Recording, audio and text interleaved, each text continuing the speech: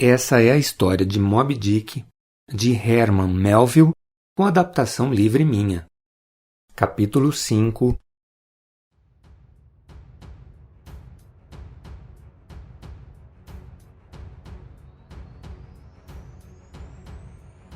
Então chegou o dia de embarcar. Quando eu e o arpoador estávamos subindo a escadinha para entrar a bordo do navio, um homenzinho nos surpreendeu.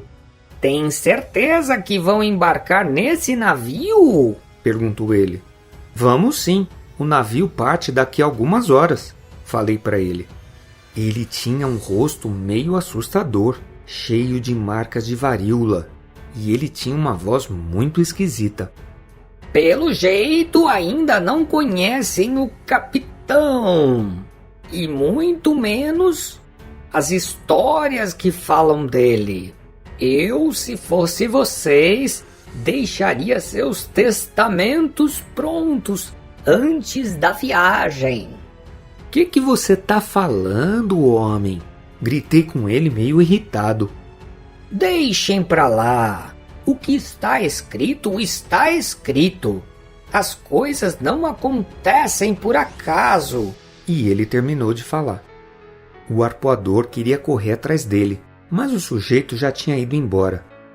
Aquela criatura esquisita me causou um medo muito grande. Um pressentimento de morte que eu senti aquele dia inteirinho. Eu fiquei sentindo a presença de alguns vultos meio estranhos à minha volta.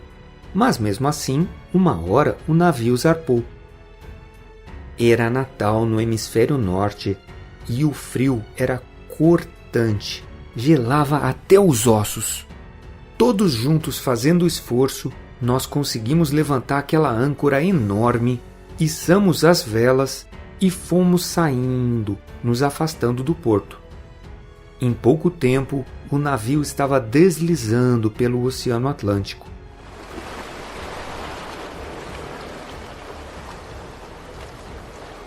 Lá no cais, cada vez mais longe, as famílias dos marinheiros se despediam deles.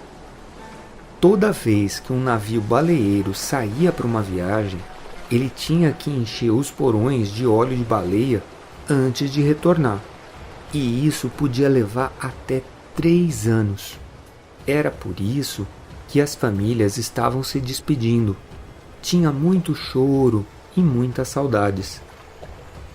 No começo, o navio estava sendo comandado pelo primeiro imediato. O comandante ainda não tinha aparecido. Ele estava fechado no seu camarote desde a noite anterior, ainda antes de embarcar. Além do meu amigo, tinha mais 2 arpoadores na tripulação. Um índio com um cabelo muito comprido e um homem de pele negra com quase 2 metros de altura. Todos os arpoadores eram muito fortes e todos os oficiais eram muito ágeis, responsáveis e inteligentes. Nos primeiros dias, nós enfrentamos muita chuva, muito frio, mas logo depois o tempo começou a melhorar, porque nós estávamos nos aproximando dos trópicos. Já tinham se passado algumas semanas e o capitão não tinha aparecido no convés. Nós estávamos começando a ficar preocupados. Talvez o capitão estivesse passando por alguma dificuldade dentro da cabine, já que ele não tinha uma das pernas. E todos nós pensávamos então, o que seria de um navio sem o seu comandante? Mas então, o primeiro imediato falou que estava tudo bem.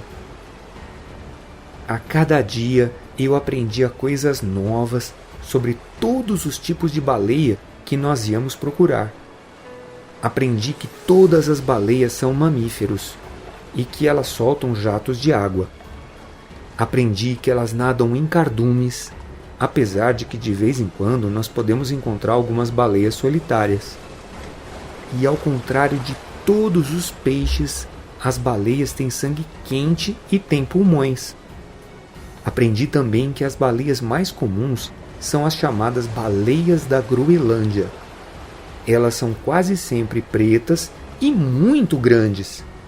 E por causa disso, elas são chamadas baleias negras ou baleias grandes. É delas que nós extraímos o óleo de baleia mais conhecido, aquele que é utilizado como combustível e para acender as lamparinas. Mas ele não é um óleo tão bom se ele for comparado com o óleo que é extraído de um outro tipo de baleia, o cachalote. Uma baleia que tem um valor muito maior, porque nós podemos aproveitar 2 tipos de óleo. E o cachalote é o único tipo de baleia que possui dentes. Dentes grandes, em forma de cone, com 10 centímetros de comprimento. E eles ficam todos no maxilar inferior. E além disso, o cachalote não é uma baleia mansa como as outras baleias. Quando é perseguido, o cachalote revida os ataques e aterroriza os pescadores.